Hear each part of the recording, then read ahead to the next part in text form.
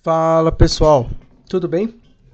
Hoje eu vou continuar fazendo a resolução das questões de física do concurso do Instituto Federal de Mato Grosso do Sul de 2025. Eu vou fazer a questão 12 e o conteúdo da questão 12 é sobre teoria da relatividade restrita. Antes de fazer a resolução, eu vou fazer uma pequena recapitulação sobre o conteúdo da questão, que aí fica mais fácil na hora que a gente estiver resolvendo a questão 12. Inicialmente, a questão trata da teoria da relatividade restrita, desenvolvida por Einstein em 1905, onde a teoria da relatividade restrita ela é baseada em dois postulados. Primeiro postulado: as leis da física são as mesmas em todos os referenciais inerciais. Segundo postulado, a velocidade da luz no vácuo é a mesma para todos os observadores inerciais. Quais são as consequências dos dois postulados da relatividade, né? A primeira consequência é a dilatação temporal. Basicamente, a dilatação temporal diz o seguinte. Eu vou explicar usando esse desenho aqui, onde eu tenho dois referenciais. Primeiro referencial, um referencial inercial, que eu vou chamar de S. E um outro referencial S', que está em movimento em relação a S. Né? Então, esses são os dois referenciais. E eu vou fazer um desenho de uma velocidade aqui, que é a velocidade do referencial S' em relação ao referencial S. Tá? Esse desenho vai nos ajudar na compreensão do que é o tempo próprio, ou seja, o tempo próprio é o tempo medido pelo observador, o ΔT0, que é esse daqui, é o tempo medido pelo observador em S', é o tempo próprio. Agora, o tempo medido por um outro observador em S, que está em repouso em relação ao referencial S, né? Então ele vai medir esse tempo ΔT, que é o tempo medido no referencial S. Tá? Que está relacionado com o tempo medido por S', pelo observador em S'. Tá? E tem um fator que relaciona esses dois tempos, né? Que é o fator que a gente chama de fator de Lorentz, que é denominado por essa letra gama, que é justamente esse fator que está multiplicando o ΔT0. Tá? Então, o tempo medido pelo observador S' é menor que o tempo medido pelo observador em S. Tá? A gente vai ver isso na questão. Então, para introduzir esse conceito da dilatação temporal, essa explicação ela deixa bem claro que existe uma relação entre o ΔT medido em S e o ΔT medido em S'. Tá? Qual que é a outra consequência dos postulados, né? A outra consequência é a contração espacial, né? Onde eu tenho que essa contração espacial, eu tenho o comprimento medido pelo referencial S', né? Que é o observador que está em S', é o comprimento próprio dado por L0, está relacionado com o comprimento medido pelo referencial S. Tá? Que tem uma dependência com essa velocidade. Além disso, a energia relativística ela está relacionada com a energia de repouso. A energia de repouso basicamente é a massa de repouso de uma partícula, por exemplo, que está relacionada com a massa vezes a velocidade da luz ao quadrado. E o gama, né, que é 1 sobre raiz de 1 menos v quadrado sobre 2. E a massa de repouso ou seja, a energia de repouso, é dado por mc².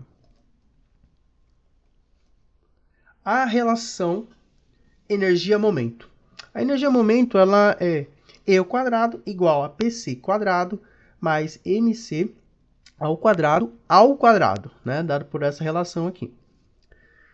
Além da teoria da relatividade restrita desenvolvida por Einstein, Einstein também desenvolveu a teoria da relatividade geral em 1915, cujo postulado central diz o seguinte: a gravidade ela não é uma força, mas uma distorção do espaço-tempo causada pela presença de energia, massa e energia.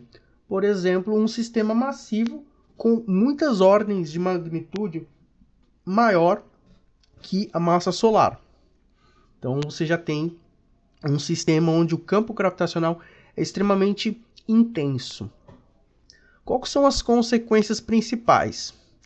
A luz ela é afetada pela gravidade, né? Ela distorce o espaço-tempo, causando efeitos como eclipses solares, que já foram observados, e também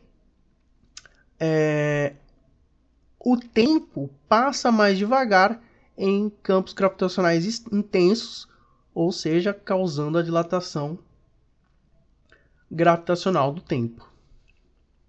A previsão da existência de buracos negros é uma previsão da teoria da relatividade geral. A explicação do desvio do periélio de Mercúrio e a previsão de ondas gravitacionais, que inclusive foi detectada em 1915 pelo experimento LIGO. Agora, alguns exemplos de aplicações das duas teorias, né? Teoria da relatividade restrita e teoria da relatividade geral. Fenômeno: o GPS, que é o sistema de posicionamento global, que funcionando corretamente devido à relatividade restrita, que faz a correção da dilatação do tempo em satélites. Relatividade geral, a correção por gravidade terrestre, ou seja, a gravidade terrestre ela altera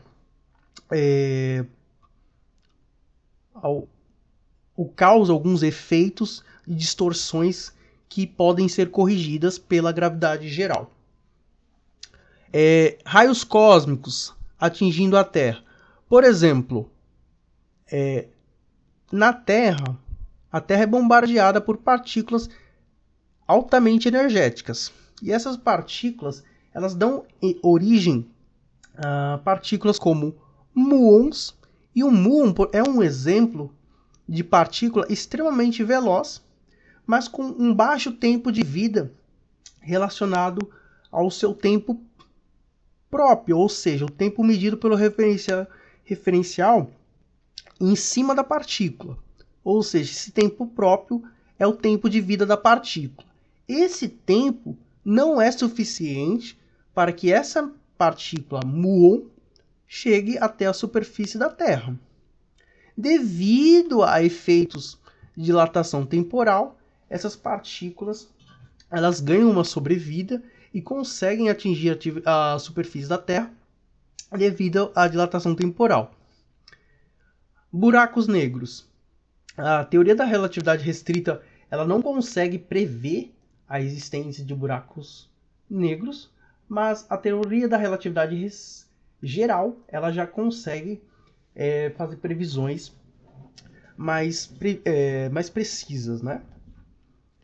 Para resolver essa questão, né, de relatividade restrita, então vamos lá.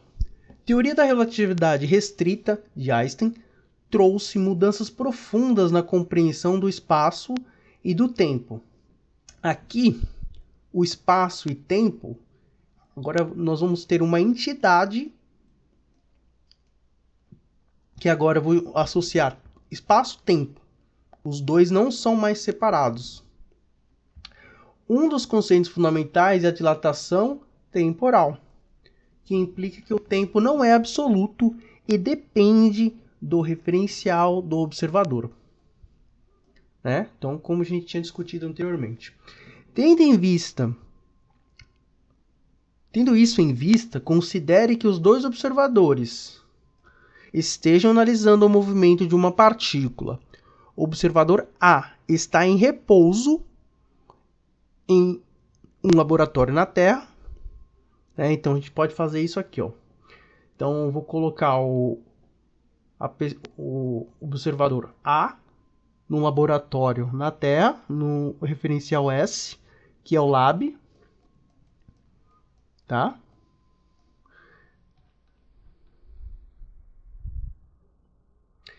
Enquanto o observador B viaja em uma nave a uma velocidade relativística em relação a A. Então, vou colocar essa nave aqui, está no referencial S', né? E ela está com uma velocidade relativística em relação a S, né? Ou, no caso, o referencial do lab em o A. Com base nas previsões da relatividade restrita, é correto afirmar que... Então, eu vou ler alternativa por alternativa e discutir o que está errado no item, tá? Item A. O tempo medido pelo observador B será sempre menor do que o tempo medido... será sempre menor do que o tempo medido pelo observador A, independente da velocidade da nave. Não, né? Então depende da velocidade da nave. Tá? A dilatação do tempo significa que o relógio em movimento em relação a um referencial inercial sempre permanecerá atrasado em relação a um relógio em repouso nesse referencial inercial, né? É justamente o que a gente tinha discutido anteriormente, ou seja, o relógio que está na nave, ele sempre estará atrasado em relação ao relógio em S no referencial do lab, devido ao fato da dilatação temporal, tá? Então, é justamente esse item está correto. Agora, vamos analisar os outros itens e ver qual que é a discrepância, né? O que está errado.